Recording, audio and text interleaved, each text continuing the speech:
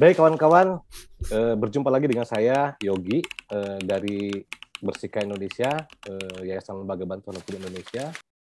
Hari ini saya akan berbincang-bincang dengan dua orang rekan saya, tentu dalam satu segmen yang sangat menarik, yaitu Energy Talk, dengan tema adalah Story of Us.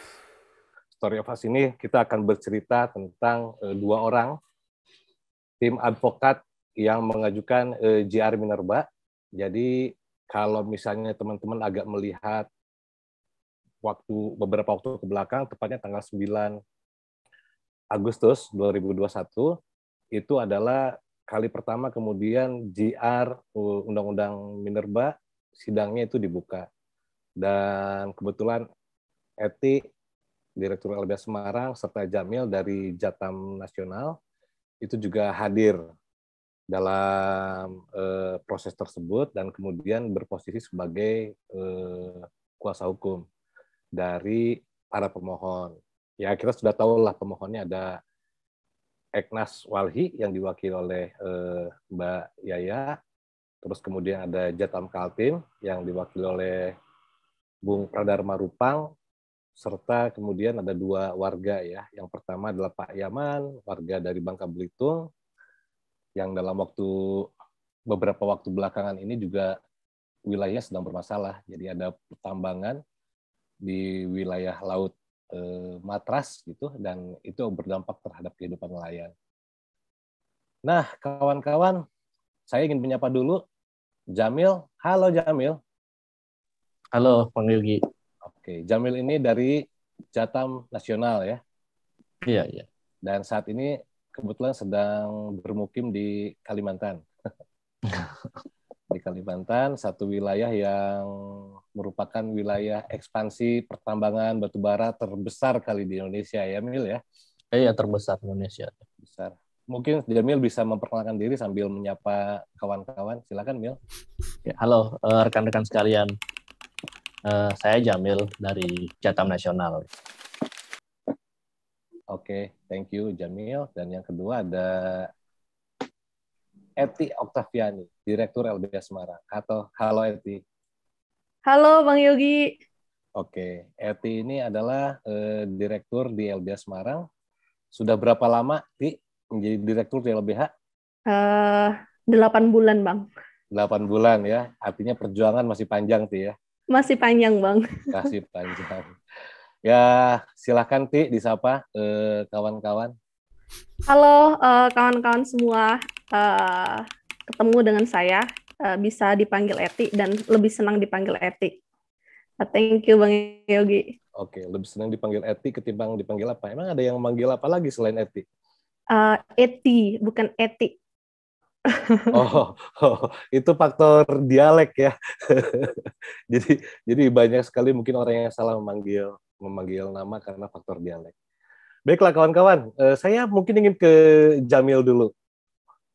Jamil ini lahir dan besar di sebuah pulau di wilayah utara Kalimantan, Emil ya? Iya, benar. Pulau Sebatik. Nah, terus menghabiskan masa kecil, Jamil lahir di Pulau Sebatik, besar, sampai SMA apa? Sampai kapan, Mil? Sampai SMA di sana. Sampai SMA di Pulau Sebatik. Tapi mungkin Jamil bisa cerita dulu tuh, posisinya Pulau Sebatik tuh di mana? Karena mungkin saja orang banyak yang nggak tahu. Walaupun dari sisi namanya sih beberapa kayaknya juga udah familiar gitu, tapi mungkin banyak yang belum tahu. Silakan, Mil. Iya, saya cerita sedikit ya rekan-rekan semua tentang Pulau Sebatik. Sebetulnya kalau tanya Pulau Sebatik, kayaknya yang paling tahu itu Pak Muldoko, karena dia ahli perbatasan. Oh iya. Jadi Pulau Sebatik itu perbatasan Indonesia Malaysia ya, Mil ya? Iya, perbatasan Indonesia Malaysia. Itu satu pulau kecil di utara Kalimantan ya?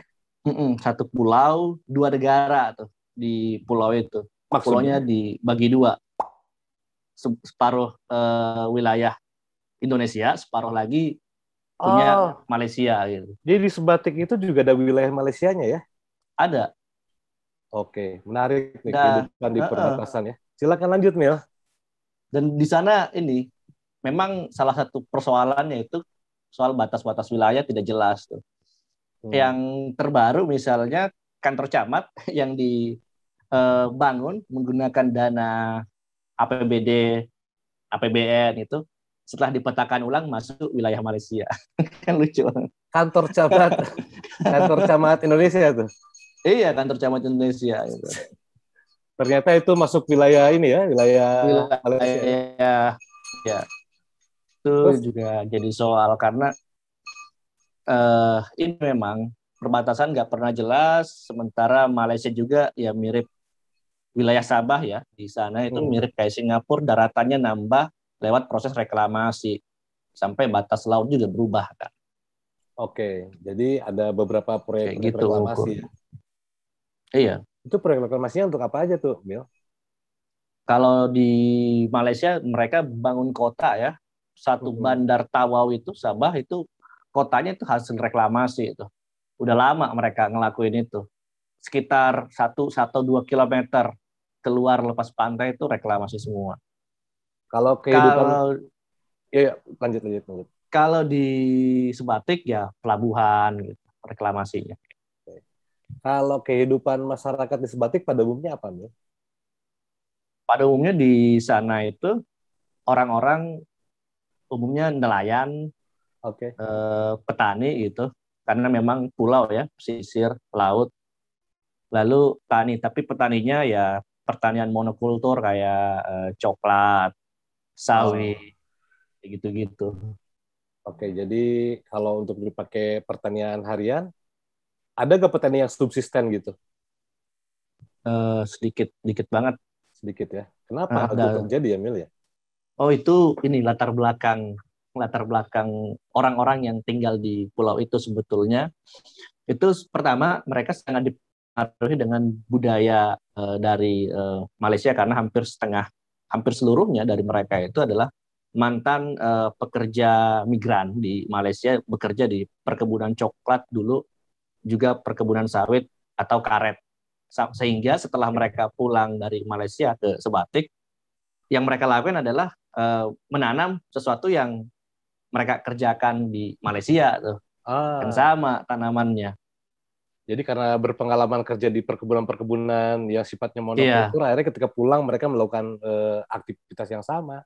Benar. Kalau kebun coklat, dia juga nanam coklat gitu ya. Iya, kayak gitu. Tapi ada yang menarik dari Pulau Sebatik ini ya. Pertama, Pulau Sebatik itu lagi-lagi saya tegaskan ini perbatasan antara Indonesia dan Malaysia. Yang kedua, Pulau Sebatik itu kan artinya begini, banyak imigrasi ya dari Indonesia ke Malaysia ya. Bahkan kalau dari sejarahnya dulu, Pulau Sebatik itu adalah satu wilayah yang penghuninya itu tidak terlalu banyak.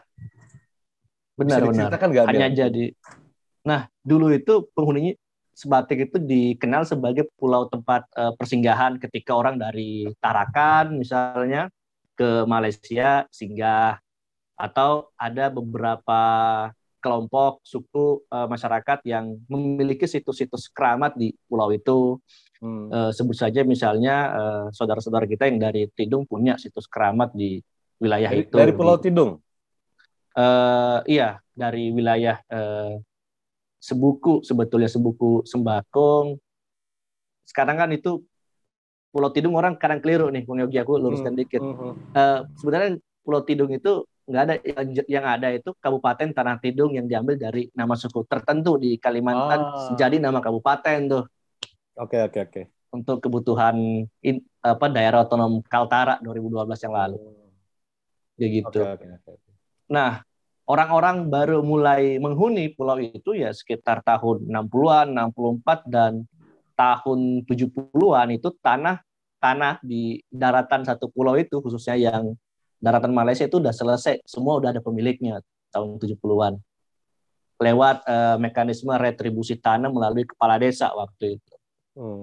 Jadi nggak ada lahan yang tidak bertuan di pulau itu. Udah didistribusikan. Tapi saya nggak tahu merata atau tidak pendistribusian. Tentu saja tidak. Tentu saja tidak ya. Iya. Karena bagaimanapun juga kepentingan tanah itu alat produksi dan pasti banyak orang berkepentingan. Nah, yang menariknya lagi adalah itu berada di perbatasan, pernah masuk kabupaten Nunukan, Awalnya Bulungan. Oh, Bulungan. Terus jauh juga sebelumnya Bulungan.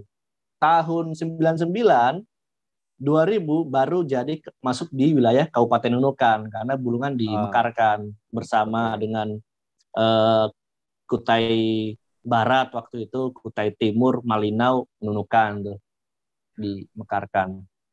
Nah, sementara kita tahu ya, misalnya wilayah-wilayah Nunukan itu adalah wilayah-wilayah yang sering dijadikan tempat transit bagi TKI-TKI. Bahkan kemudian beberapa TKI-TKI yang bermasalah tuh, seperti peristiwa dulu kan ada satu peristiwa di Nunukan tuh kalau masih ingat, ya kan, di mana kemudian TKI-TKI di deportasi gitu, terus kemudian mereka terlantar di rumah transito di Nunukan dan kemudian terjadi satu persoalan kemanusiaan yang sangat luar biasa. Sejarah CLS di Indonesia itu berawal dari kasus itu kalau tidak salah. Artinya CLS pertama. Iya kan, yang pengen saya gali dari Jamil adalah bayangkan satu wilayah perbatasan, di mana kemudian di satu pulau kecil itu ada dua wilayah, ada wilayah Malaysia dan wilayah Indonesia. Pasti kemudian ada persaingan masalah hidup itu, persaingan masalah kesejahteraan dan lain sebagainya tuh, ya kan? Itu cerita perbatasan di beberapa wilayah Indonesia kan begitu tuh. Seringkali kemudian orang Indonesia itu mencari penghidupan melintasi perbatasan ke wilayah Malaysia dan lain sebagainya. Saya nggak tahu dalam konteks kesejahteraan gitu ya, lebih sejahtera wilayah yang mana tuh di Nunukan, itu satu. Yang kedua, ini juga jadi tempat transit, jadi tempat persinggahan atau bahkan jadi tempat keluar masuk orang dari Indonesia ke Malaysia atau sebaliknya gitu. Bahkan kemudian beberapa peristiwa yang bernuansa kemanusiaan, TKI dan lain sebagainya juga berkelindang di situ. Tapi kemudian pertanyaan saya adalah, sama hanya dengan wilayah Kalimantan, apakah Pulau Sebatik juga menjadi wilayah ekspansi pertambangan atau tidak? Gitu tuh. Ada tiga hal itu tuh. Mila, kalau bisa dijawab dulu, menarik tuh. Bisa. Yang pertama, aku mau cerita dulu. Memang di pulau ini beberapa orang mempertanyakan nasionalisme kami nih, warga pulau ya. Oke. Kenapa? Karena dalam sehari-hari kita menggunakan dua mata uang tuh. Mayoritas bahkan ringgit Malaysia yang kami gunakan dibanding rupiah. Bahkan anak-anak kecil kalau ditanya siapa presidennya, kadang mereka nggak bisa jawab. Tapi siapa Perdana Menteri Malaysia, mereka bisa jawab. Oke. Itu soalnya. Dan bicara soal kesejahteraan, memang Malaysia masih menjadi menjadi semacam wilayah yang dipandang sebagai wilayah makmur, wilayah keselamatan bagi orang-orang di Sebatik, bahkan juga di luar Sebatik, bahkan dari Indonesia Timur, bahkan dari Jawa gitu. Karena kita bisa ngelihat langsung berapa jumlah TKI yang secara legal maupun ilegal yang keluar masuk Malaysia dari wilayah pulau itu. Mereka mencari kerja di sana. Terserah mau jadi apapun, karena memang standar upah itu tinggi ya kalau dibandingkan dengan di Indonesia. Misalnya 3.000 ringgit itu upah yang bisa dibilang upah standar. 3.000 ringgit ya hampir dikalikan 3.500 itu jauh lebih besar ya daripada UMR kita di Indonesia yang 2 jutaan. Betul. Bahkan 1,5 juta tuh. Nah, perbandingan nilai uang itu yang juga menjadi alasan sebetulnya kenapa mereka lebih memilih bekerja di sana. Padahal mereka juga paham resikonya ketika mereka tidak punya dokumen. Kan Malaysia parah banget. Ada hukum cambuk di sana masih berlaku. Bahkan di beberapa titik di Nunukan kita bisa ngelihat tuh orang dalam gangguan jiwa bisa kadang-kadang berdatangan dari Malaysia ke Nunukan. Artinya bukan berarti mereka tidak tahu resiko ya, resikonya tahu mereka ya. Tahu resikonya. Cuman ya mau bagaimana lagi, ini soal hidup gitu kan. Mereka merasa mungkin tidak bisa hidup. Nah, kebutuhan pokok orang-orang di sana juga 80% dipenuhi dari Malaysia. Kenapa? Karena pertama kualitasnya bisa dibilang lebih terjamin karena barang itu belum begitu lama disimpan di dalam gudang misalnya. Kalau dari Indonesia, kalau dulu kan ribet ya, pesawat masih kurang, angkutan laut juga kurang, orang masih pakai kapal kayu, barang itu bisa berbulan-bulan di laut gitu kan baru nyampe. Jadi kualitas sudah menurun tuh. Nah, kita memilih untuk beli di Malaysia kayak gitu. Ketika ke cerita tambangnya, sebetulnya pulau ini pulau kecil ya. Kalau kita lihat di Undang-Undang Pesisir dan Pulau Kecil, dia masuk dalam kategori pulau-pulau kecil yang tidak boleh ada penambangan pasir maupun mineral, termasuk di terumbu karang gitu di pulau itu dilarang. Tapi secara tradisional awalnya pulau ini tahun 90-an udah ada tuh penggalian. Kalau kita lihat definisi pertambangan di Undang-Undang Pertambangan kan yang menggunakan metode pertambangan yang menggali, mengangkut, tapi nggak disebutin tuh berapa besarannya. Yang penting aktivitas kayak begitu itu masuk tuh dalam kategori pertambangan. Kalau masuk dalam kategori pertambangan, dia mestinya punya izin pertambangan. Ya. Kalau enggak, itu artinya pertambangan ilegal. Dan praktek itu yang terjadi di sana. Ada dua yang sangat terlihat. Yang pertama menambang pasir laut, lalu juga menambang di daratan yang biasa disebut dengan tanah timbunan. Tuh. Kalau menambang pasir laut artinya akan berdampak terhadap abrasi. Tentu. Dan kemudian berdampak juga terhadap kondisi biota lautnya dong. Iya, sangat berdampak gitu. Di sana di pulau itu terlihat perubahan. Misalnya ini data dari Dinas Lingkungan Hidup nih Kabupaten Nunukan. Tapi celakanya mereka hitung dari 2018 ke sekarang. Dari 2018 ke sekarang saja itu ada pergeseran bibir pantai sejauh 70 sampai 80 meter, Kang Yogi. Ke dalam? Ke dalam. Itu 2018 saja. Padahal kalau kita lacak tadi dari tahun 90-an sejak orang mengenal bangunan beton, ditambah lagi otonomi daerah juga menyumbang kerusakan di pesisir itu. Kenapa demikian? Karena dengan adanya otonomi daerah, dengan Kabupaten Nunukan dimekarkan, mulai bermunculan tuh proyek-proyek pembangunan, semenisasi jalan, pembangunan drainase di seluruh pulau itu. Sumbernya pasirnya dari pasir laut. Artinya itu kan efek dominonya kan pasti akan seperti itu tuh, efek dominonya kan.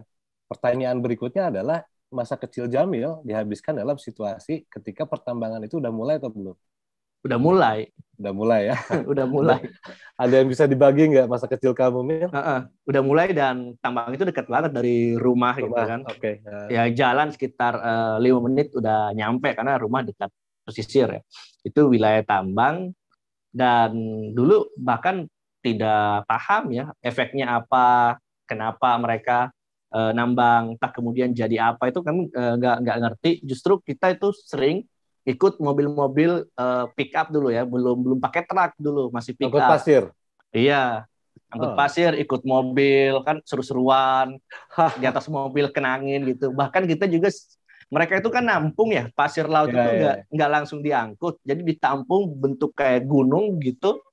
Nah kita sering di gunung-gunung pasir tambang itu kita main di situ. Lagi kecil mah happy aja, Mil ya. Iya happy aja, nggak ada resiko, nggak ada. Jamil suka dikasih minuman sama orang-orang yang bekerja di tambang. Iya, kadang-kadang kan mereka nyiapin minuman kayak Coca-Cola itu mereka bagi tuh ke anak-anak. Dan buat anak-anak ya senang-senang aja. Buat anak-anak itu luar biasa happy banget pastinya. Oke. Sip. Itu Jamil menghabiskan masa kecilnya seperti itu ya. Sering ikut mobil-mobil pasir, sering dikasih Coca-Cola sama penambang. Bilang merek nggak apa-apa ya? Nggak apa-apa. Oke, artinya mau tidak mau kemudian situasi itu berdampak terhadap kondisi biota laut ya.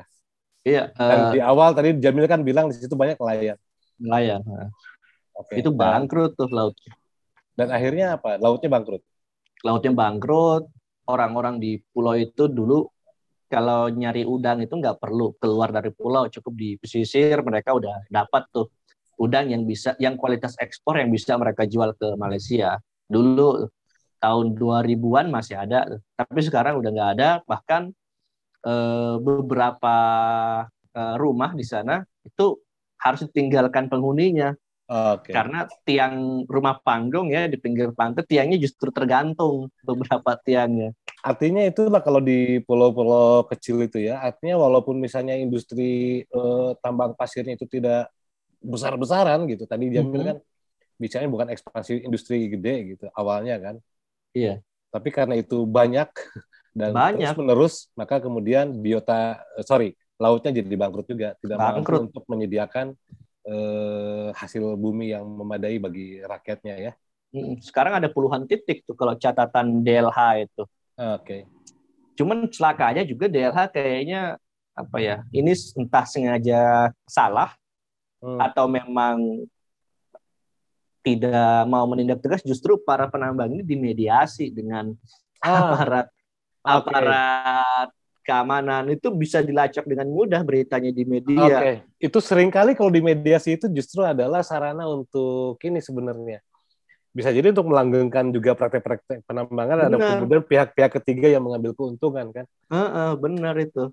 Oke. Sip, Mil, aku ke Eti dulu ya. Oke. Eti. Halo Bang. Gadis Kendal. Iya nih, lahir di Kendal. Lahir di Kendal.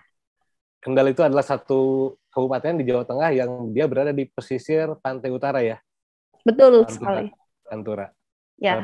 Tapi pertanyaannya, apakah semua orang di Kendal itu menggantungkan hidupnya di laut atau juga tidak gitu? Gimana? Ya, jadi kalau masyarakat secara umum yang terlintas di kepalanya ketika dengar kata Pantura itu biasanya Semarang, Demak, Tegal, ya, betul. Kalongan. Tegal itu Tegal Bahari. Ya, dan Kendal itu seringkali terlewat ketika orang-orang mengingat kata Pantura. Padahal Kendal itu sebenarnya berada di tengah antara di samping persis kota Semarang. Oke. Ya, dan kemudian di Kabupaten Kendal sendiri itu sebenarnya wilayahnya cukup luas, sangat luas, berbatasan dengan 4 kabupaten kota, dan di bagian utaranya memang ada kawasan pesisir. Nah, tetapi ada juga gunungnya Kendal nih gitu. Kendal itu dikenal juga dengan wilayah-wilayah seperti Sukorejo yang dia itu memang lebih condong atau lebih dekat pada wilayah pegunungan. Nah, dan saya itu nggak hidup di antara pegunungan atau pesisirnya, Bang. Jadi saya berada di wilayah jalur tengah dong, jalur tengah. Yes, betul. Ada di tengah antara wilayah yang pegunungan dan pesisir. Gitu. Kalau di pesisir itu di Kendal kebanyakan kan nelayan-nelayan gede ya, juragan.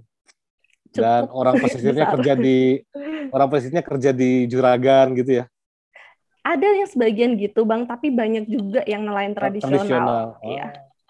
Nah, kalau yang di gunungnya? Nah, kalau di gunungnya ini di daerah lebih dekat ke Temanggung, itu ada nama kecamatan Sukorejo Patean. Temanggung penghasil tembakau lah. Iya, persis. Di Kendal juga salah satu kabupaten penghasil tembakau terbesar. Kayak misalnya hari ini nih petani di Kendal, di kampung saya, itu sedang pada masa siap-siap untuk panen tembakau. Jadi hampir semua hamparan sawah di Kendal itu semuanya mayoritas ditanami oleh tembakau. Tapi aku penasaran nih, ada cerita dulu ya. Aku dengar cerita kalau petani tembakau itu biasanya kalau lagi panen dia poya-poya. terus setelah masuk masa paceklik gitu, semua barangnya dijual gitu. Kadang-kadang dulu katanya ada orang karena lihat di TV, bukan lihat di TV, ketika di kota lihat ada kulkas gitu, padahal belum ada listrik, dia beli kulkasnya. Masalah nggak kepake itu urusan nomor 2, tapi yang penting dia beli aja dulu untuk menunjukkan bahwa nih gua petani yang sukses, berhasil. Itu mitos atau lucu-lucuan aja atau memang fakta sih? Iya, jadi gini Bang, para petani di Kendal itu biasanya terutama di kampung saya mereka itu sebenarnya yang mereka sebenarnya sebut sebagai masa panen itu ya masa panen tembakau gitu. Dan itu hanya terjadi setiap setahun sekali. Jadi para petani ini dari saya kecil kemudian mereka selalu berharap bahwa hasil dari panen tembakau selama hanya beberapa bulan aja itu mampu menghidupi atau mencukupi kebutuhan keluarga mereka, kebutuhan hidup keluarga mereka, kebutuhan pendidikan untuk anak-anak mereka untuk jangka waktu setahun. Wow. Itu jadi itulah bayangannya ketika seperti apa sih petani tembakau di Kabupaten Kendal hidup seperti demikian gitu. Sedangkan untuk musim-musim selanjutnya ketika misalnya musim rendeng, nggak mungkin petani di Kendal itu akan menanam satu tanaman yang itu nggak cocok di musim rendang. Biasanya mereka akan pasca tembakau itu mereka akan nanam, kalau nggak padi itu mereka relatif akan menanam kedelai gitu. Jadi tanaman padi, kedelai atau jagung itu biasanya hanya digunakan untuk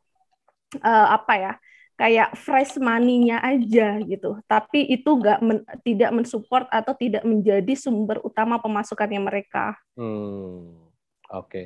Untuk kebutuhan tersier lah ya. Iya. Ya, tapi kalau untuk naik haji dari tembakau lah ya. Ya dari tembakau lah, Bang. Kan ada banyak istilah haji tembakau ya. Nah, kalau di pesisir seperti tadi di gunung kebanyakan tembakau gitu. Terus bagaimana Eti menyelesaikan ini? Bukan menyelesaikan, melalui masa kecil. Ya, jadi katanya dulu ini ya seorang yang sangat religius. Jadi ini Bang, kebetulan saya hidup di tengah masyarakat dan di tengah lokasi geografis yang sangat diuntungkan. Kenapa saya bilang demikian? Karena kita buang biji kacang hijau aja di depan rumah itu pasti akan tumbuh, nggak perlu kita apa-apain. Kus Plus dong, lagu Kus Plus.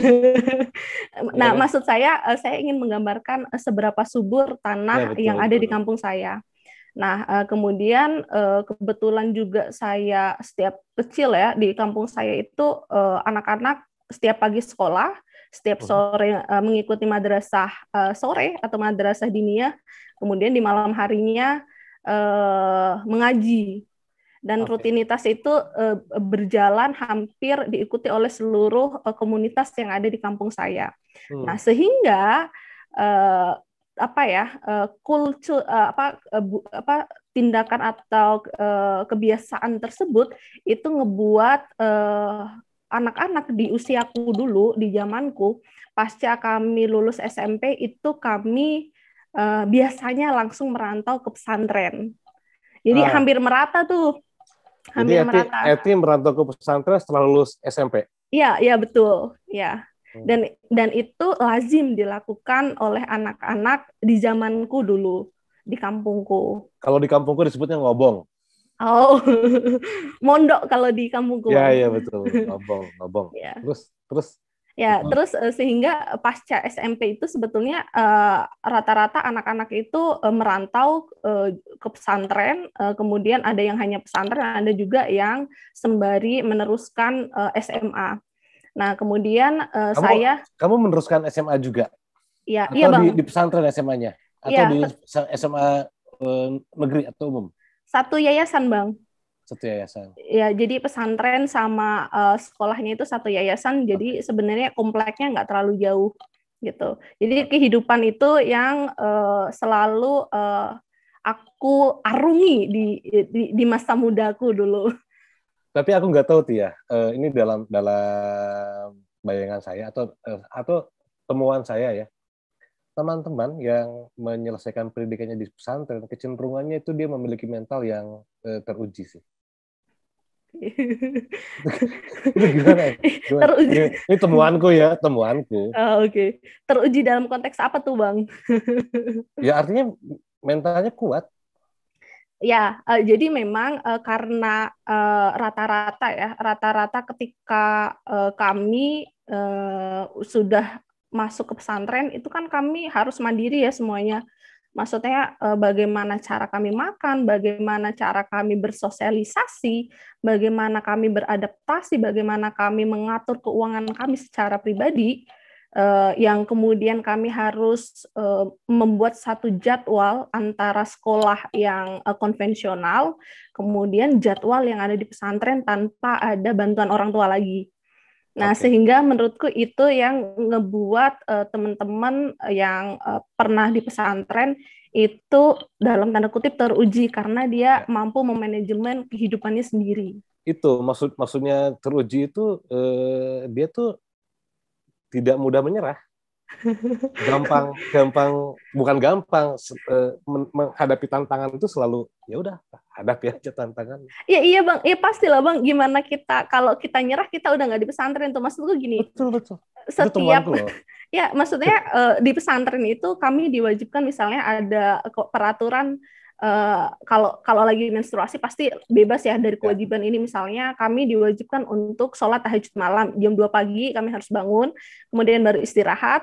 Jam 3 kami harus antri air untuk mandi, karena kalau kami nggak antri dan nggak bangun pagi kami nggak dapat air. Jadi pilihannya adalah hanya bangun pagi dan ngantri. Nah, setelah itu kami harus siap-siap ibadah, sholat subuh, dan setelah sholat subuh kami harus menghafalkan atau setoran hafalan kepada Bu Nyai. Setelah itu kami harus mempersiapkan diri untuk bisa berangkat sekolah, mengerjakan tugas-tugas.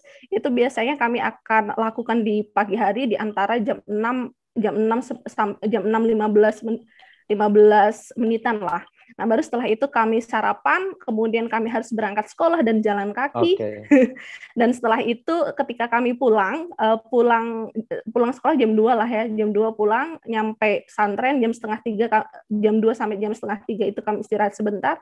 Jam 2:30 kami harus sudah siap-siap ngaji. Padat lah ya, padat ya. Nah, itu kayak gitu terus Bang. Tapi makanya... gini Ti. Ini zaman Eti. Kalau sekarang pesantren mungkin udah banyak pesantren modern ya, dimana kemudian semua orang udah bisa mengakses banyak informasi. Di pesantren modern udah ada lab bahasa, udah ada komputer apa dan lain sebagainya.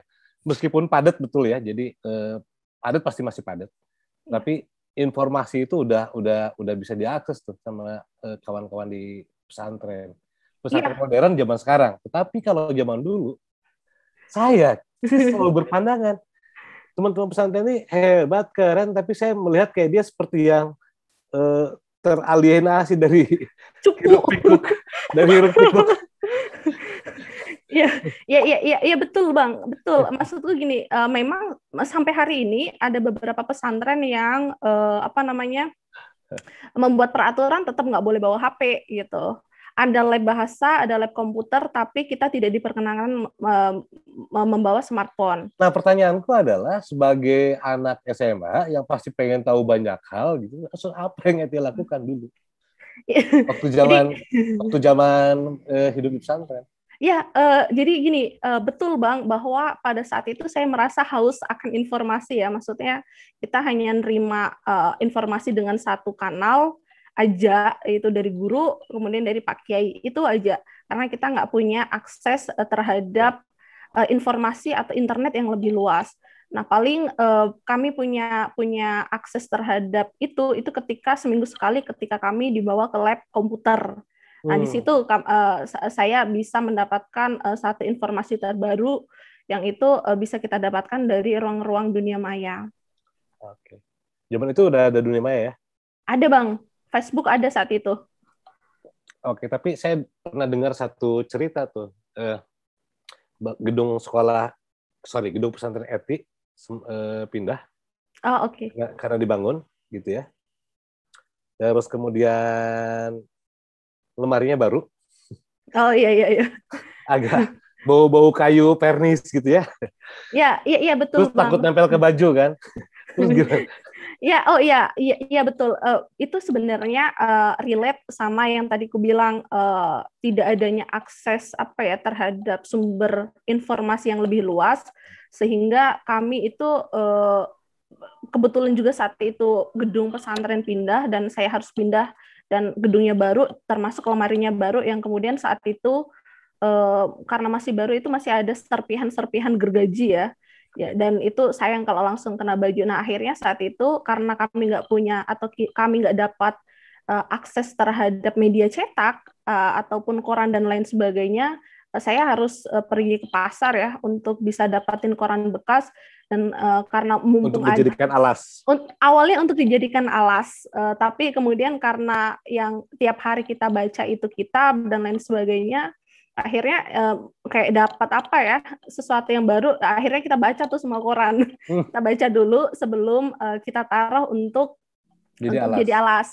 Nah, saat itu saya melihat tuh ada satu berita cukup besar, ada gambarnya, ada seorang bapak tua pakai baju batik dan pakai peci yang tulisannya itu seorang bapak menjadi tersangka pencurian. Dan ketika saya baca beritanya, ternyata si bapak ini dipaksa ketika diwawancara sama wartawan itu dia mengaku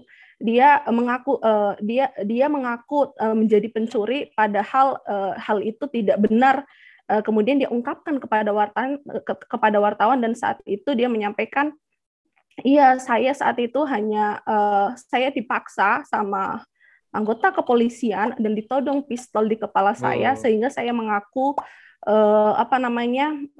mengakui apa yang dipaksakan kepada saya. Nah, sejak saat itu saya berpikir dan dalam koran tersebut disebutkan dia tidak didampingi oleh pengacara.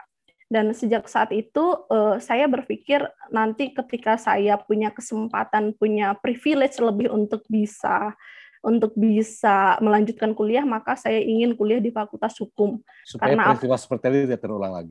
Yes, karena saya merasa bahwa orang yang bisa dan mampu mendampingi atau menolong kakak itu hanya seorang pengacara, bukan dokter, bukan polisi, bukan pilot dan lain sebagainya, hanya pengacara yang punya peran untuk bisa melakukan pembelaan kepada kakek tua tadi. Dan disitulah titik balik ya. Kemudian Eti akhirnya ingin menjadi seorang advokat. Iya Bang. Iya, jadi sejak saat itu akhirnya kemudian saya kuliah di Fakultas Hukum. Ambil Fakultas Hukum. Iya, dan saya langsung bilang sama orang tua saya saat itu, kalau saya diizinkan kuliah saya hanya mau Fakultas Hukum. Okay. Padahal orang tua awalnya pengennya saya di kesehatan atau guru dan lain sebagainya. Saya nggak mau selain di Fakultas Hukum, dan akhirnya orang tua menerima saya, memperbolehkan saya untuk berkuliah di Fakultas Hukum sampai akhirnya selesai. Bahkan sebelum saya selesai kuliah, saya diperkenalkan dengan LBH Semarang saat itu. Okay. Saya aktif di salah satu organisasi intra dan ekstra di kampus yang kemudian seniornya adalah orang LBH Semarang. Kemudian saya diperkenalkan dengan kerja-kerja yang dilakukan oleh LBH Semarang. Saya pengen ngasih sedikit insight nih ya, di luar Eti tentang Eti. Jadi sebenarnya pada saat itu yang tadi Eti bilang kuliah, kenal dengan LBH, terus akhirnya memutuskan untuk aktif di LBH, bergabung di LBH. Pada saat itu situasi kondisi di LBH tidak sedang baik-baik saja. Yes, betul. Saya tahu persis bagaimana kemudian Eti terlibat ke LBH gitu, terus kemudian seniornya tuh dulu kasih tugas, yes pokoknya kamu ke daerah ini, tugasin, cari orang ini, silakan pergi, lakukan apa yang kamu bisa lakukan di sana, dan bayangkan ratusan kilometer Eti itu naik motor loh. Luar biasa. Ini satu peristiwa yang saya rasa kemudian membuat cerita, bagaimanapun juga cerita Eti di LBH inspiring gitu, dan itu semua berawal dari sebuah koran. Luar biasa. Dari sebuah potongan koran untuk alas baju di lemari. Luar biasa. Oke ya, jadi kawan-kawan, itu tadi kita udah mencoba ya bercerita dengan Jamil, dengan Eti terkait dengan latar belakang mereka, latar belakang dari mana mereka berasal, bagaimana mereka menghabiskan masa kecil dan lain sebagainya. Nah sekarang saya ingin masuk ya, mulai setelah kemudian menemukan titik balik, terus kemudian mulai menekuni dunia-dunia aktivisme lah, kira seperti itu. Tapi biar nggak terputus, saya ke Eti dulu, nanti baru ke Jamil ya, Mil ya. Oke, sip. Jadi Jamil harap tunggu sebentar. kita dibulak-balik. Tadi kan Eti dulu yang nunggu, sekarang Jamil dulu yang nunggu. Nah, Ti, habis itu kamu di LBH. Saya tahu waktu pertama Eti di LBH itu lagi ada satu kasus yang menarik perhatian publik. Yaitu kasus tentang pembangunan pabrik semen di wilayah Pegunungan Kendeng. Dan saya tahu Eti itu di awal-awal di LBH mungkin waktu itu volunteer atau apalah, sebelum jadi staf bahkan gitu ya. Eti itu termasuk ada orang yang ditugaskan tuh untuk ke wilayah Kendeng, di Pati apa di Rembang waktu itu. Kan seperti itu. Ini di luar dari kasusnya, Ti. Yang pertama Eti temukan ketika masuk ke wilayah Pegunungan Kendeng itu apa? Dalam pandangan Eti nih, pertama kali nih, Kendeng, yang pertama tuh tertangkap oleh Eti itu. Ya, bener Bang. Jadi yang tadi saya bilang ya, dengan background saya yang sebenarnya dari kecil merasa hidup dalam satu kondisi yang baik-baik aja, nggak pernah ada konflik, kemudian selalu percaya bahwa apa yang disampaikan oleh orang yang punya saya bilang patron ya, misalnya apa yang disampaikan Pak Kiai saya, apa yang disampaikan oleh guru saya, itu adalah sesuatu kebenaran yang patut saya imani.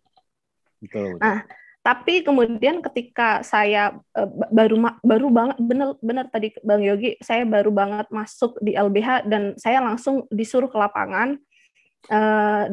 Dan saat itu ada di Pati, di Kabupaten Pati. Oke. Di Pati itu sedang ada konflik yang luar biasa kenceng, penolakan warga, judulnya adalah petani. Jadi petani yang kemudian ketika saya datang, saya agak shock ya, maksudku begini, agak terkesima ketika front line atau orang-orang yang berada di paling depan garis perjuangan itu adalah seorang petani. Seorang petani yang kemudian dia punya satu kesadaran yang sebelumnya tidak pernah terbayangkan yang saya nggak bayangin itu mampu disampaikan, diutarakan dan diperjuangkan oleh sosok petani. Oke. Gitu. Yang saat itu kemudian yang selama ini saya anggap bahwa patron-patron kiai, kemudian guru yang selalu saya anggap yang mereka sampaikan adalah hal baik dan hal benar, kemudian saya diputar balikan dengan satu peristiwa seorang petani yang dia mencangkul, kemudian mencabut rumput di tanahnya dia, di sawahnya dia mampu membuat atau memiliki satu kesadaran, satu pemahaman yang kemudian itu dia perjuangkan karena hal tersebut berkaitan dengan hajat hidupnya dia, hajat hidup anaknya dia, cucu cicit dan calon cicitnya dia di masa depan, itu dia mampu perjuangkan yang itu belum pernah saya temui. Karena mereka berpikir bahwa bertani itu bergenerasi ya. Yes, betul Bang. Bertani adalah bergenerasi, bertani adalah hidup. Iya, artinya oleh karena itu maka itu jadi pilihan mereka. Ya. Maka kemudian siapapun yang hendak merusak lahan mereka, ya mereka akan hadapi itu. Iya betul, dan itu dilakukan oleh petani gitu, bukan bupati, bukan kepala desa, bukan kecamatan yang secara background pendidikan tentu saja saya rasa mereka punya background pendidikan perguruan tinggi misalnya, itu malah nggak dilakukan sama mereka. Yang maju, yang punya kesadaran ini adalah para petani yang menginginkan satu kelestarian atau satu kehidupan yang tidak merusak, apalagi karena tambang. Nah, karena di situ hendak dibangun pabrik semen dan juga menambang kan sebenarnya. Betul Bang. Nah, ada satu cerita yang menarik sebenarnya. Jadi beberapa waktu yang lalu saya sempat ngobrol sama Indira. Indira itu Direktur LBH Padang. Ya sekarang sedang bermasalah. Nah, Indira cerita bahwa di salah satu situs pertambangan di wilayah Sumatera Barat, yaitu di Sawah Lunto, itu ada cerita tentang manusia rantai.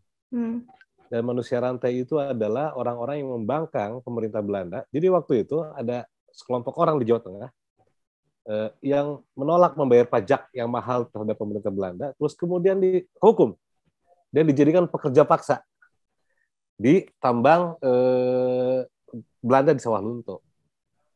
Yaitu Mbak Suro. Sekarang kalau kita ke Sawah Lunto, kita bisa mengenal ada lubang Mbak Suro. Nah, dan kemudian berpuluh-puluh tahun berikutnya lahir tuh satu perlawanan rakyat yang sangat luar biasa dari wilayah Kendal. Yang mana Mbak Suro itu adalah salah satu leluhur masyarakat Kendal. Leluhurnya teman-teman sedulur sikap masyarakat Samin di Kendal. Karena Kang Gun Retno itu pernah ziarah ke sana. Jadi dan Eti melihatnya gimana ya? Terlebih juga karena Eti itu berinteraksi cukup intim lah dengan teman-teman di sedulur sikap gitu. Tapi bayangin ya, satu nilai yang sudah tertanam puluhan tahun, meskipun orangnya udah meninggal di Sawah Lunto, dijadikan tahanan politik di Sawah Lunto, dijadikan budak di Sawah Lunto, tetapi nilainya itu terus tumbuh. Dan itu terbukti sekarang mereka tetap menolak tuh terhadap upaya-upaya untuk perusakan lingkungan. Tapi kenapa bisa seperti itu ya, dari interaksi Eti dengan teman-teman di Kendang gitu? Apa yang bisa membuat mereka tuh begitu teguh? Iya, berdasarkan ini ya Bang, interaksi yang selama ini aku lakukan dengan mereka, itu memang kenapa mereka sangat gigih menolak atau memperjuangkan lingkungannya mereka, karena ada satu hubungan antara mereka, hubungan semacam spiritualitas ya, dengan alam itu sendiri. Jadi pemaknaan terhadap tanah, pemaknaan terhadap air, itu tidak hanya air digunakan untuk makan, minum, mencuci, dan itu selesai. Tapi ada sesuatu yang lebih dari mereka, termasuk juga pemaknaan terkait tanah. Karena buat saudara kita yang di sedulur sikap, mereka mengamini bahwa kehidupan mereka itu harus bertani. Bagaimana mungkin mereka bisa hidup kalau mereka nggak bertani? Karena ajarannya mereka, sesuatu yang mereka yakini adalah demikian. Dan tambang ini hadir untuk mengeruk tanahnya mereka, sehingga tanah ini pasti akan hilang. Dan kalau tanah ini hilang, kemudian bagaimana orang-orang ini akan berkehidupan? Itu satu. Nah, yang kedua, air yang selama ini, jadi gini, karena kebetulan di Kendeng itu adalah satu kawasan yang kita sebut sebagai kawasan kars, di mana kawasan kars ini punya cadangan air luar biasa, karena fungsinya kars ini seperti spons, semacam kering, tapi kalau diperas itu kan isinya air semua. Dia harusnya ditetapkan sebagai wilayah perlindungan khusus ya, harusnya. Iya, betul Bang. Itu harusnya ditetapkan sebagai kawasan lindung. Karena ketika itu adalah kars itu satu sistem ya. Jadi artinya perusakan atau perubahan fungsi pada sistem di bagian yang manapun itu akan berkontribusi terhadap kerusakan di wilayah lainnya atau sistem lainnya. Nah, sehingga ketika mereka bangun tidur, mereka hubungannya dengan air itu misalnya untuk memenuhi kebutuhan hidupnya mereka, beribadah untuk mereka, kemudian memberikan kehidupan untuk diri mereka dan hewan ternaknya mereka, ketika itu hilang, terus bagaimana mereka akan berkehidupan? Gitu. Pun kalau kemudian itu kita nominalkan, Bang, kita nominalkan nih, misalnya dinominalkan ya, begini. Kebetulan saat saya turun ke lapangan dulu, saya pernah membuat satu laporan tentang proyeksi penurunan produksi pangan yang ada di salah satu desa yang akan ditambang. Saya meneliti, jadi satu desa saya wawancara secara mendalam di Pati. Wawancara secara mendalam, saya datangi langsung sawahnya yang memang beneran subur ya. Itu mereka setiap kepala rumah tangga itu akan kehilangan 65 juta sekian setiap tahunnya, setiap kepala keluarga ketika tanah mereka itu dirusak dan air mereka itu hilang. Oke, satu kakak 65 juta lebih. Satu kakak. Itu berdasarkan riset yang saya lakukan secara mandiri. Sekarang mungkin lebih gede ya. Sekarang mungkin bisa lebih gede. Misalnya kemudian tim KLHS di dalam satu laporan kajian lingkungan hidup strategis yang itu isinya semuanya profesor yang bikin riset tersebut, yang bikin kajian tersebut, dia bilang penambangan tersebut jika tetap dilakukan akan membuat satu kerugian setara dengan 2,2 triliun setiap tahunnya. Wah. Jadi kita bisa bayangin dong, tambang itu minimal itu misalnya hanya di wilayah Pati. Ya, Pati. Yang 2 triliun itu. 2 triliun itu di kawasan CAT Watu Putih, Bang. Itu yang ada di Rembang ya. Itu Rembang. Gila. Gede itu per tahun, tapi dan kita tahu terus kalau kita mau komparasi gitu, ada berapa ribu wilayah pertambangan di Indonesia dan ada berapa triliun kerugiannya, itu luar biasa. Iya, dan maksud gue gini Bang, kita tahu bahwa tambang itu nggak mungkin setahun, 2 tahun, 3 tahun, 4 tahun selesai. Itu pasti jangkanya sangat panjang, puluhan tahun. Kita tinggal kalikan aja berapa kali di wilayah mana aja tambang, dan itu diperjuangkan sama mereka gitu loh. Itu yang terjadi. Jadi aku pernah, sebelum ke Jamil nih terakhir, aku pernah mendapatkan satu kata-kata mutiara lah. Seringkali konflik itu terjadi karena orang itu melihat sesuatu itu dengan nilai yang berbeda. Ada perbedaan nilai. Ini juga sama tuh. Ketika misalnya tambang yang akan membuat pabrik semen itu melihat wilayah CAT Watu Putih itu sebagai wilayah eksplorasi yang ketika dia ditambang, dia akan menghasilkan banyak uang. Tetapi bagi masyarakat Samin, tanah ini adalah tempat mereka hidup, yang kemudian bertani itu bergenerasi. Jadi kalau wilayah pertaniannya hilang, maka generasinya akan hilang. Jadi buat teman-teman di Kendeng, ini adalah pertarungan untuk mempertahankan kehidupan. Pertarungan untuk memperjuangkan peradaban. Gitu tuh ya. Iya, betul sekali, Bang. Luar biasa. Dan kemudian ya kita tahu lah di Kendeng juga banyak ya orang-orang yang sangat luar biasa. Ada Kanggun, ada 9 Kartini Kendeng, dan lain sebagainya. Saya rasa Eti beruntung bisa belajar. Bisa belajar dalam itu, sangat beruntung, Bang. Dan itu kemudian sangat menginspirasi ya.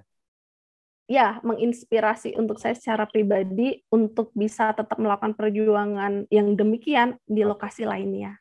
Nah, satu lagi sebelum ke Jamil. Ada cerita tentang Joko Prianto. Salah satu warga di wilayah Pegunungan Kendeng yang kemudian dikriminalisasi. Iya, betul Bang. Jadi gini, jadi saya kebetulan waktu Mas Prin, kita ya, biasa familiar ya. Kita familiar dengan saya nyebutnya Mas Prin. Jadi karena waktu itu kebetulan saya yang PIC kasus, sehingga pada proses pemeriksaan manapun itu saya selalu hadir. Okay. Nah, pada satu waktu Mas Prin pakai belangkon ya, pakai kaos biasa, berdiri di depan Polda, dan ya nggak sengaja saya potret aja gitu, saya foto, dan orang ini mengingatkan saya pada kenapa satu kejadian yang membuat saya memilih untuk Fakultas Hukum, yang tadi peristiwa tentang saya menemukan koran kakek berpeci, ya kakek yang dipaksa mengaku dengan ditodong pistol itu persis dengan hal yang saya alami ketika melakukan pendampingannya Mas Prin. Jadi saya rasa titik itu menjadi apa ya, mengingatkan saya kembali tentang bahwa tujuan titik kita hari ini itu sebenarnya adalah tujuan di masa lalu. Artinya peristiwa itu berulang terus. Cuma dulu Yes. waktu zaman Eti pesantren, mungkin Eti cuma melihat di koran. Dan bayangkan, hari ini Eti melihat itu langsung. Real life. Dan menimpa orang yang juga bukan siapa-siapa, orang yang kita kenal. Ya, itu nyata loh, terjadi gitu. Sipti, aku mau ke Jamil dulu ya. Ya, thank you Bang Yogi. Oke, Mil. Iya, halo Bang Yogi. Menghabiskan masa kecil di Sebatik, terus kemudian akhirnya memutuskan untuk kuliah di Samarinda. Jadi mana? Iya, Samarinda. Di Samarinda. Dan tentu kemudian ada situasi yang berbeda. Dan Samarinda adalah merupakan satu wilayah yang lubang tambangnya gila-gilaan ya. Iya, 71% lebih tambang semua kota itu. Iya. Nah, bagaimana kamu menjalani hari-hari berkuliah di Samarinda? Nah, kuliah di Samarinda, kebetulan saya masuk di Fakultas Hukum ya, kampusnya gitu. Dan saya tinggal di wilayah utara Samarinda, yang kalau kita periksa di RT RW Samarinda itu bukan wilayah tambang sebetulnya. Tapi ada peristiwa kekosongan hukum di mana Samarinda tidak punya RT RW setelahnya. Jadi tambang bisa dimanapun. Oke. Nah, kayak gitu. Termasuk di wilayah utara Samarinda. Nah, singkat cerita, sebetulnya di Samarinda itu kalau mahasiswanya mau jujur ya, hampir setengah itu ngerasain banjir tuh setiap kali hujan di kota itu. Karena rata-rata tempat mahasiswa baik itu asrama ataupun kos-kosan khususnya di wilayah ada namanya wilayah Pramuka itu juga itu pusat banjir itu pasti itu ketika hujan banjir, apalagi saya di wilayah utara di situ situs-situs tambang yang lumayan gede yang di waktu saya kuliah di awal-awal itu masih wilayah operasi utara juga itu wilayah sebagian. apa ya? Wilayah Sempaja gitu. Oh, Sempaja. Sempaja, Kecamatan Samarinda Utara. Nah, itu masih ada beberapa yang operasi dan juga menggunakan jalan umum bahkan.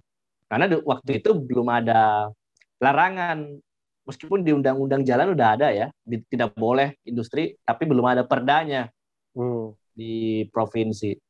Itu artinya itu masih kabur, mereka masih bisa bermain-main dengan aparat tuh karena aturannya masih undang-undang jalan saja. Nah, orang bisa ke kampus bisa beriringan dengan dump truck tambang. Oke. Serius? Iya, itu parah banget di wilayah. Gue ngebayangin, Mil, misalkan kita naik motor, di sampingnya dump truck. Bener. Itu malam kejadian tuh, karena mereka ada jam-jam tertentu kan. Ya artinya kan dari sisi ukuran aja jauh. Apalagi itu malam kan. Karena mereka bisa operasi itu malam kan, jam-jam tertentu gitu. Ketika jalan dianggap sepi dan itu difasilitasi emang sama beberapa penegak hukum ya. Nggak tahu sistem operasional yang mereka pakai itu apa. GPR juga sih ya kalau kita ketemu sama kendaraan gede gitu ya. Iya, dan banyak kecelakaan. Kelayak ya kelayak tuh kelindas ya udah selesai. Nah, dan itu kamu kamu lalui hari-hari seperti itu setiap hari dulu. Iya. Khususnya ini banjir juga ya. Bahkan kadang tidak ke kampus kalau sudah hujan tuh karena di GOR gedung olahraga Sempaja itu kan jalur utama dari Sempaja ke Mulawarman tuh ke kampus. Itu pasti tenggelam tuh. Dan dalamnya nggak tanggung-tanggung bisa sampai leher orang dewasa. Airnya rata-rata pinggang orang dewasa, ya motor udah dipastikan nggak bisa lewat, mobil juga sama. Wah, tapi kebayang ya, kalau kan pasti banyak tuh orang tergesa-gesa mau ke kampus gitu, tiba-tiba karena dikejar waktu, itu dikejar laporan atau mau ngumpulin tugas, mau skripsi, terus situasinya seperti itu, kebayang ya. Janjian sama dosen. Tapi kan selain itu, kalau bicara mahasiswa itu kan ada banyak juga perlengkapan elektronik lah, laptop, motor dan lain sebagainya. Aku nggak tahu tuh ada cerita misalnya berapa kali sih dalam sebulan motor kamu kerendam sampai. Nah, ini dia soalnya dalam pengelolaan tambang itu. Ketika ada bencana banjir kayak gitu, pemerintah itu hanya menghitung kerugian negara, berapa fasilitas publik yang rusak, tapi berapa kerugian individu nggak diabaikan. Kerugian rakyat nggak dihitung, apalagi kerugian mahasiswa, murah-murah dihitung. Jadi motor yang rusak, bengkel dibayar sendiri, laptop kalau misalnya kena apesnya pas banjir, kita terpaksa turunin kaki, pas turun kaki dapatnya lubang tuh. Ya kan? Jatuh kita. Laptop kerendam, rusak. Buku-buku harus beli lagi itu. Pasti rusak. Itu nggak pernah dihitung sama pemerintah, kerugian-kerugian kayak begitu. Kesel gak sih, Mil? Kesel banget. Waktu itu juga nggak tahu ini persoalannya apa, kok Samarinda banjir terus. Itu belum paham di semester awal. Tapi di semester awal ya nggak tahu kalau itu gara-gara tambang ya? Nggak tahu, nggak ngerti. Karena memang ada mitos juga beberapa dikembangkan di Samarinda bahwa memang datarannya itu berada di bawah permukaan laut, kayak gitu-gitu loh. Lebih rendah. Jadi wajar. Jadi dulu kamu melihatnya ini ya bencana, bukan bencana, ya ini siklus alam. Siklus alam. Terus bagaimana akhirnya tahu tuh Mil, bahwa ini adalah akumulasi dari perubahan bentang alam yang sangat masif? Pertama awal tahu ini ya, kan juga aktif di beberapa lembaga mahasiswa gitu. Ikut diskusi, ngobrol, berbagi cerita. Kebetulan dulu ada tuh aktivitas yang dibangun oleh kelompok mahasiswa dan pegiat lingkungan ya. Judulnya itu Taman Bercerita tuh. Orang seluruh warga kota Samarinda itu diundang secara terbuka di depan kantor wali kota gitu. Kemudian berbagi cerita itu. Ceritanya itu kegiatan aja atau aksi? Kegiatan aja. Kegiatan aja. Tapi ternyata itu belakangan baru tahu bahwa mereka punya misi yang jauh lebih besar dari sekedar berbagi cerita. Kamu hadir di situ? Hadir, cerita.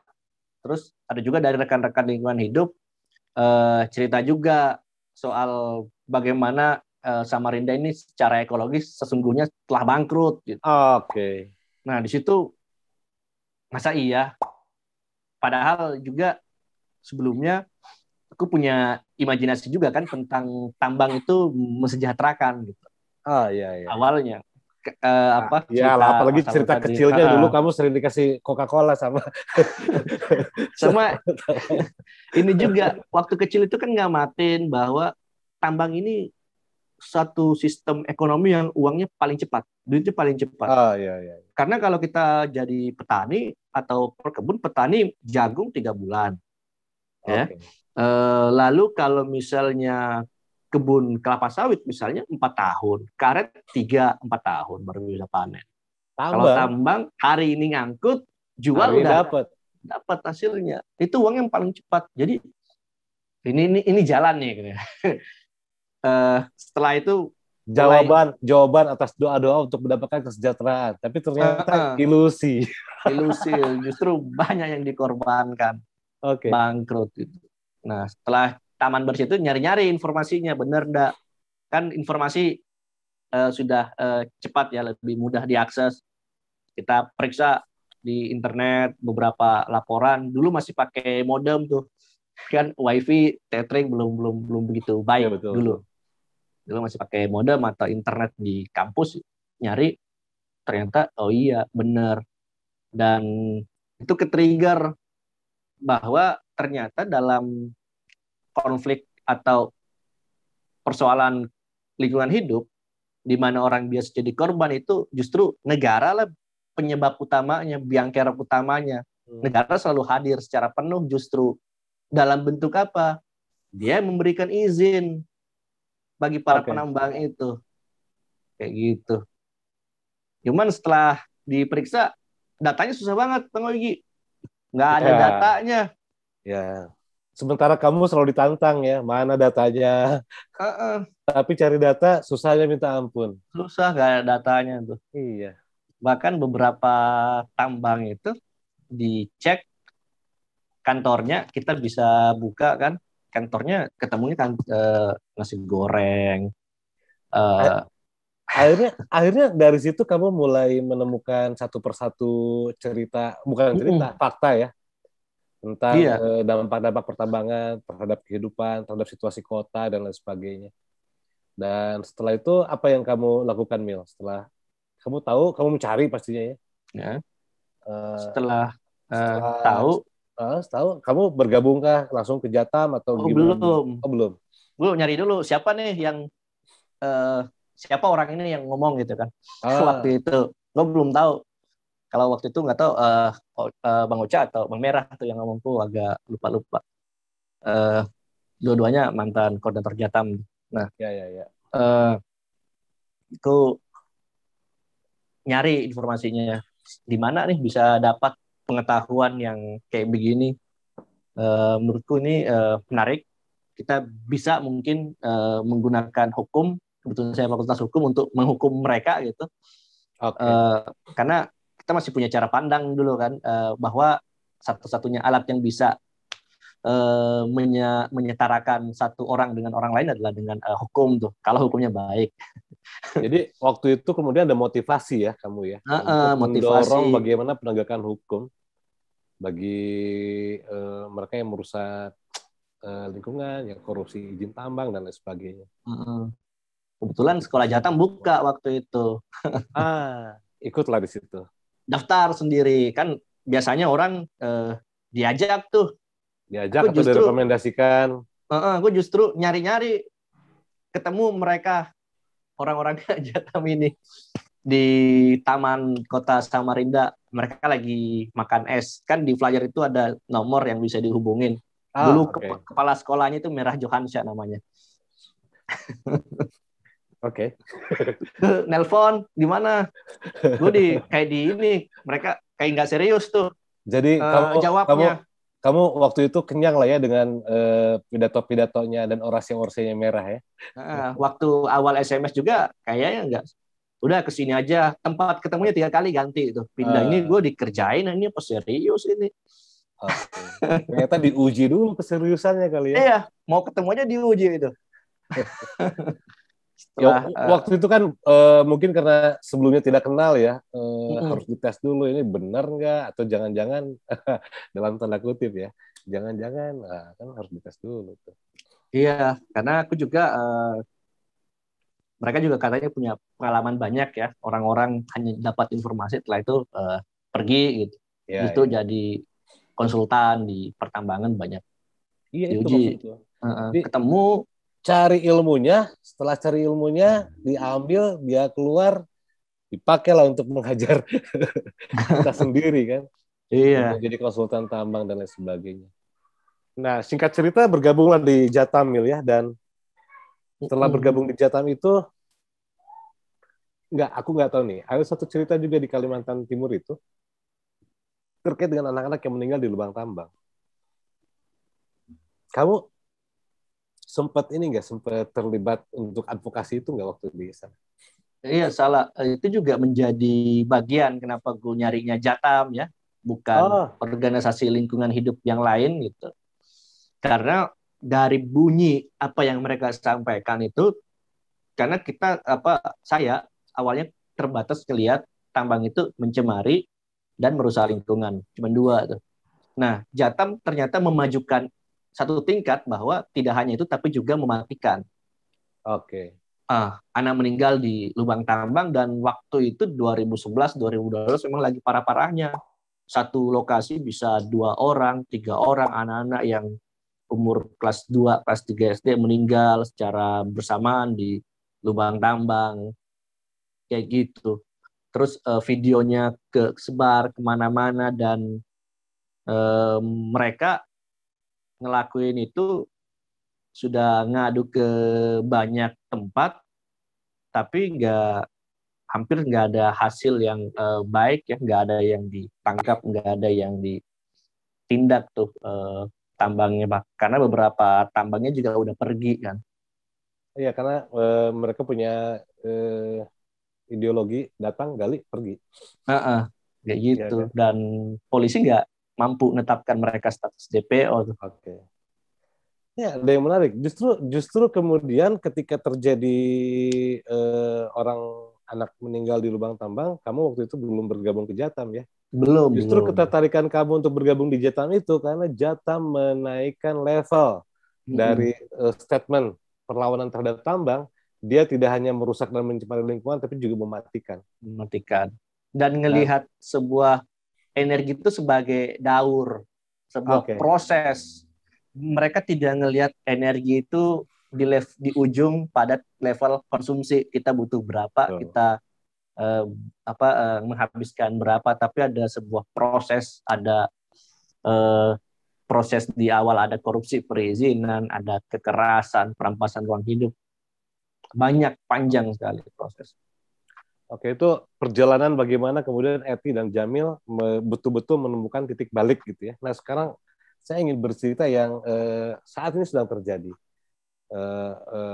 Ke Jamil dulu, nanti ke Eti gitu ya, ngelanjutin.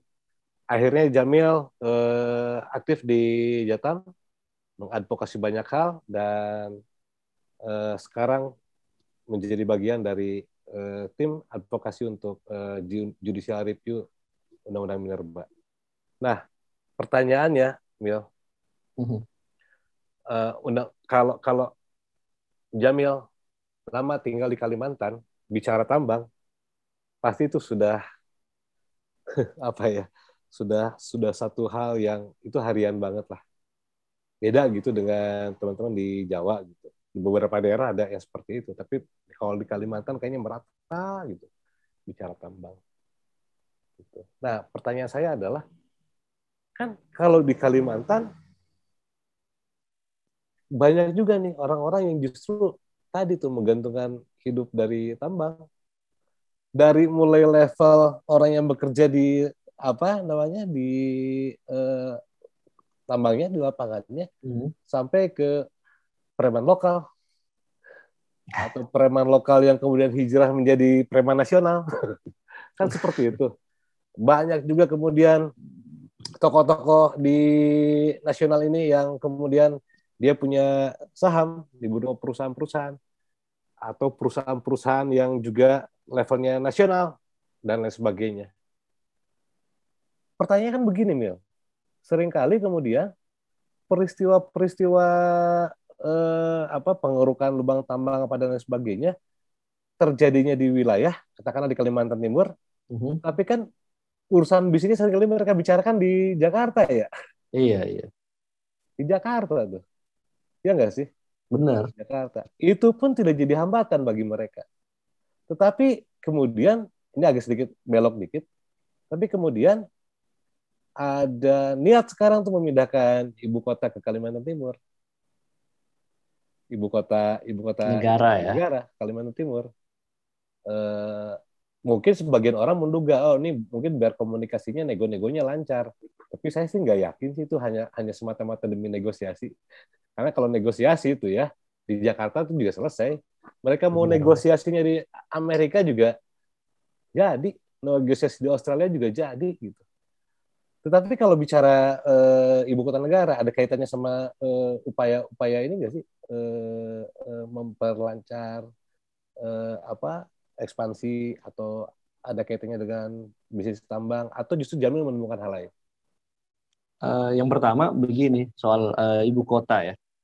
Ibu kota ini udah ditunjuk nih. Ya. Udah ditunjuk.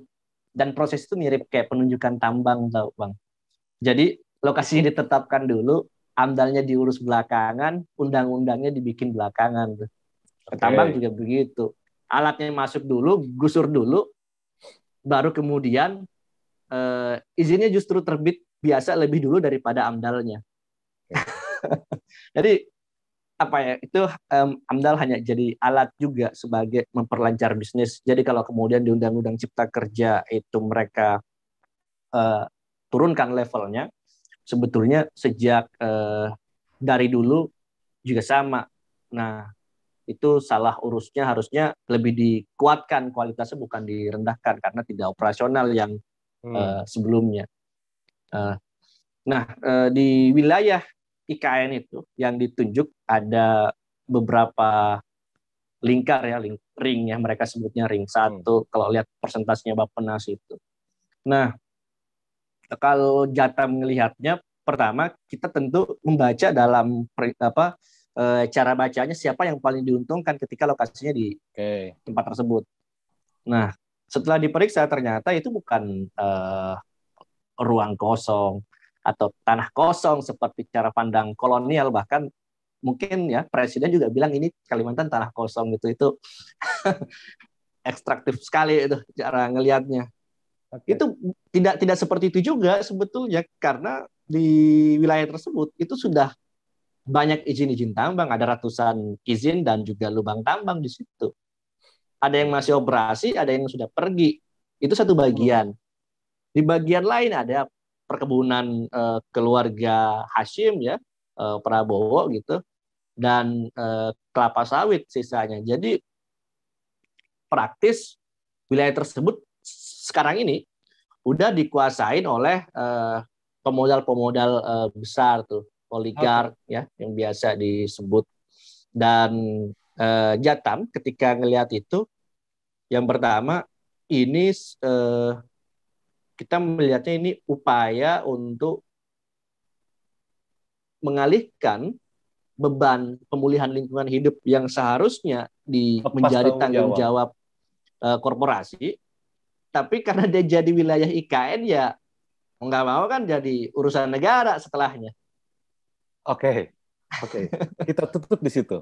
Karena ini menarik tuh, itu satu kesimpulan. Jadi jangan-jangan penetapan IKN itu adalah upaya untuk melepaskan para pengusaha-pengusaha tambang yang tadi Jamil udah cerita, itu ada lubang tambang banyak dan lain sebagainya, untuk tidak melepaskan tanggung jawab mereka terhadap pemulihan lingkungan dan lain-lain, karena toh juga akan dibuat IKN.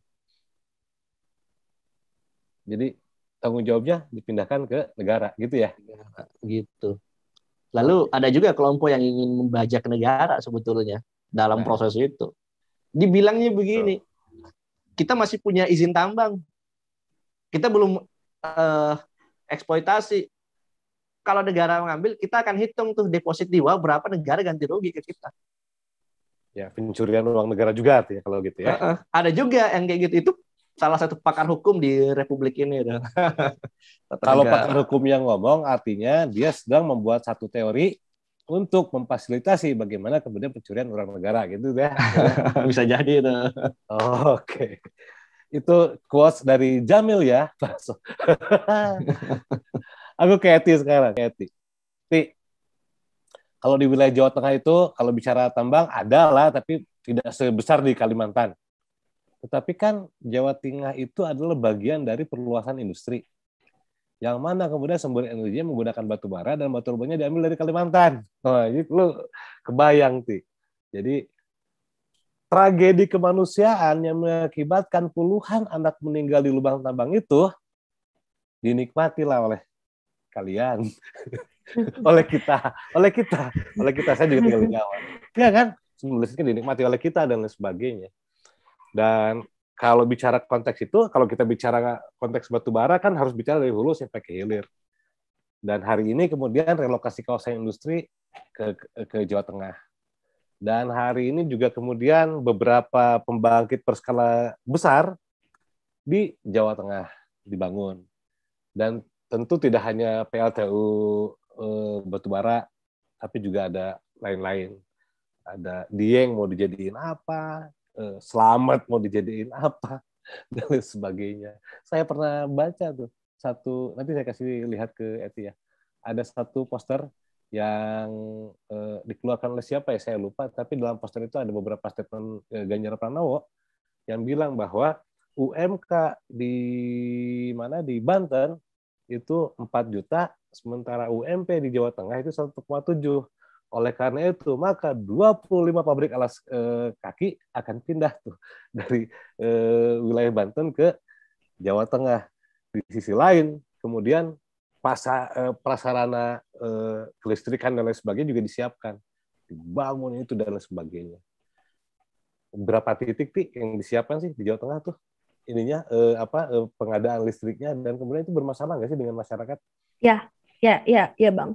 Jadi memang sejak dulu itu cukup tua ya, PLTU itu ada di Jepara, kemudian di Batang itu juga kabarnya akan operasionalisasi, tapi sampai hari ini sepertinya belum. Dan kemudian kalau kita lihat pada perencanaan, itu sebenarnya di tahun 2018-2019 itu kami mengawal perubahan atau revisi Perda RT RW di Jawa Tengah. Saat itu PLTU yang hendak dimasukkan itu hampir PLTU baru itu ada 4 di Pemalang, Rembang, dan beberapa lokasi lainnya.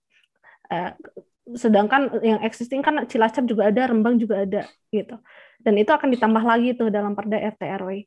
Yang kemudian saat itu dengan tekanan yang cukup kencang dari masyarakat yang ada di Jawa Tengah, sehingga rencana pembangunan PLTU baru itu tidak jadi. Jadi ketika kita tanya ke pembuat peraturan tersebut, kenapa titiknya ada di situ, kenapa harus dibangun PLTU lagi? Ya mereka nggak mampu menjelaskan, ya mereka asal nunjuk aja tanpa ada satu kajian ilmiah yang itu bisa yang membuktikan bahwa memang satu wilayah tertentu itu membutuhkan ABCDE. Itu nggak ada, Bang. Bayangin. Dalam pembuat kebijakan menentukan satu kebijakan dan itu tidak didasari pada satu kajian ilmiah yang diawali dengan itu nggak ada. Nah kemudian secara existing juga dengan kondisi Jawa Tengah yang lapangan pekerjaannya itu sempit dan tenaga kerja itu melimpah, tentu saja itu ngebuat UMP di Jawa Tengah itu menjadi salah satu UMP terendah di seluruh Indonesia. 1,7 dibanding 4 itu kan jauh banget ya. Jadi maka wajar perusahaan-perusahaan yang ada di wilayah dengan UMP yang sangat tinggi tersebut itu akan memilih ke Jawa Tengah. Kenapa? Karena infrastruktur jalan tol sudah dibuatkan, tanpa mempedulikan orang-orang yang tanahnya digusur untuk jalan tol yang sampai hari ini, sampai detik ini masih menghasilkan satu konflik. Mereka tidak peduli dengan pembangunan atau operasionalisasi dari satu pabrik PLTU yang itu kemudian mencemari satu lingkungannya masyarakat, itu nggak dipedulikan sama sekali oleh pemerintah dengan alasan membuka lapangan pekerjaan. Padahal nilai kerusakan yang ada dibanding dengan lapangan pekerjaan yang selalu digembar-gemborkan oleh pemerintah yang saya bilang itu adalah mitos, itu nggak sebanding. Oke. Situasinya begitu ya kira-kira. Jadi kalau teman-teman sih di Jawa Tengah, artinya dalam waktu dekat ini dalam posisi siap-siap. Yes, udah mendekati merah nih Bang. Ya betul. Baiklah teman-teman, ini udah 1 jam lebih. Aku cuma pengen closing aja dari masing-masing. Tapi closingnya sederhana. Sebutkan satu pasal di Undang-Undang Minerba yang sedang dijar oleh kawan-kawan. Menurut kawan-kawan, ini pasalnya sangat tidak layak. Kita mulai dari Eti dulu. Ya, pasal 172 Bang. Saya bilang kenapa pasal 172 sejak saya masuk LBH, saya banyak mendampingi masyarakat, petani, nelayan, buruh, mahasiswa yang dikriminalkan karena aktivitasnya yang memperjuangkan lingkungan hidup. Joko Priyanto dan kawan-kawan lainnya itu dikriminalkan karena mereka sedang dalam rangka menolak penambangan yang itu akan merusak lingkungan hidup mereka, satu warisan yang ingin mereka wariskan kepada anak cucu mereka sebagai lingkungan hidup yang baik dan sehat. Itu bayangin nggak kalau pasal 172 itu tetap dipertahankan dengan orang yang merintangi atau mengganggu tambang yang memiliki izin itu dipidana dengan pidana 1 tahun penjara atau denda 100 juta. Kira-kira itu masuk akal nggak untuk kepala kita? Buat saya tidak. Gitu. Pasal 162 ya, Ti? Sorry, ya 162. Kriminalisasi. Ya, kriminalisasi. Ini agak nyambung ya. Etis selalu anti kriminalisasi karena titik awal kesadarannya ketika melihat orang dikriminalisasi di koran, terus kemudian lihat cerita print juga, dan sekarang juga menurut etis satu pasal yang sangat krusial gitu, itu 162. Ya, 162, betul. Oke. Sip. Terima kasih ya, Ti. Thank you, Bang Yogi. Pak Jamil. Ya. Ya, sebentar. Tadi ada ini. Ada gimana? Satu pasal krusial yang menurut Jamil nih memang mutlak nih harus nggak layak lah ada di undang-undang itu. Pastinya semua pasal krusial ya, tapi satu aja. Iya, undang-undang minerba itu memang perlu perubahan sebetulnya. Harus diubah karena faktanya selama ini banyak sekali masalahnya, tapi bukan seperti sekarang perubahannya.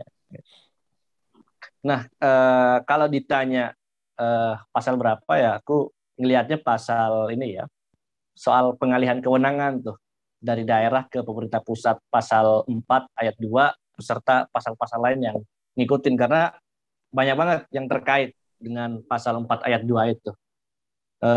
Kenapa ini jadi persoalan? Kenapa jadi masalah? Karena kita negara kepulauan yang betul luas ya, juga punya mandat sentralisasi di mana ketika kewenangan untuk memberikan izin diberikan kepada pemerintah pusat, itu artinya kewenangan untuk mengawasi, kewenangan untuk memberikan sanksi, itu juga menjadi kewenangan pemerintah pusat. Sementara tadi kita cerita udah panjang tuh, tambang ini lokasi tidak semua di kota yang mudah pengawasannya. Ada juga di hutan belantara, bahkan di ujung pulau perbatasan juga ada tuh. Nah, ketika diserahkan ke pusat ya dapat dipastikan akan banyak kesulitan. Toh selama ini juga provinsi juga banyak kesulitan. Harusnya itu diperkuat, tapi justru ditarik ke pemerintah pusat. Itu satu alasannya. Alasan yang kedua, ada begitu banyak aktivitas kerja-kerja baik itu dilakukan oleh orang-orang biasa di kampung, kelompok masyarakat sipil ya. Bahkan beberapa kepala daerah yang juga turut membuat kebijakan, misalnya moratorium pertambangan tuh. Itu ada di Kalimantan Timur, ada di NTT, juga di Aceh.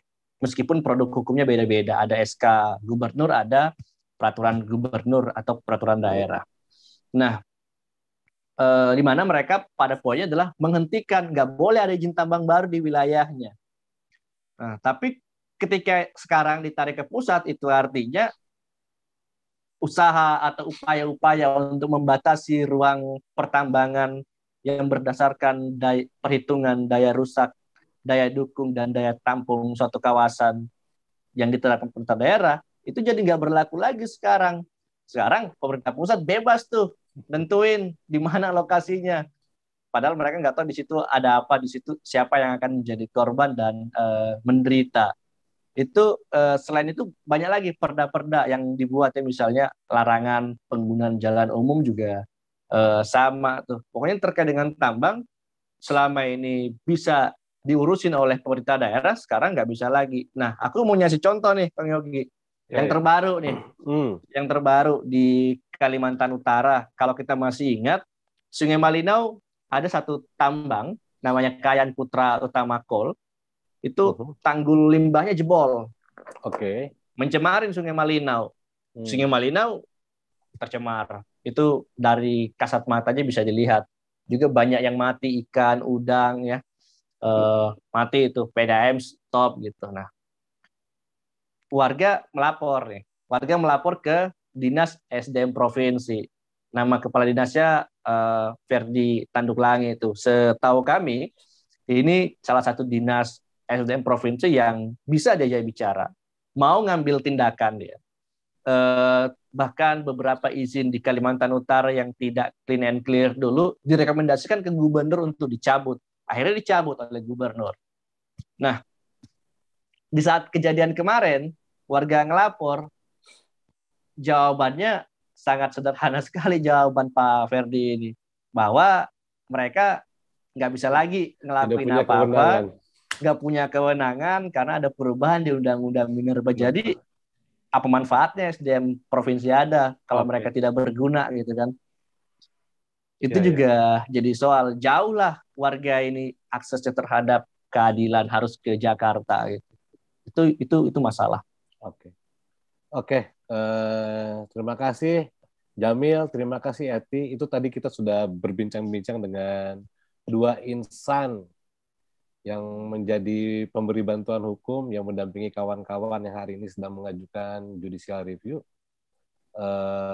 Yang pertama adalah seorang putra kelahiran Sebatik ya, yang perjalanan hidupnya kemudian menghantarkan Jamil ini akhirnya memiliki satu sikap, satu pandangan di mana kemudian tambang itu banyak merugikan rakyat.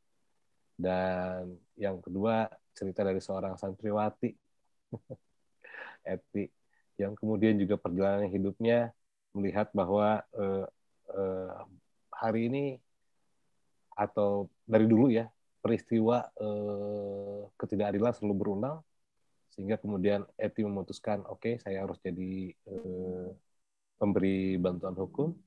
Dan dalam konteks tambang, Eti sangat belajar dari teman-teman di Kendeng bahwa bertani, bergenerasi, menjaga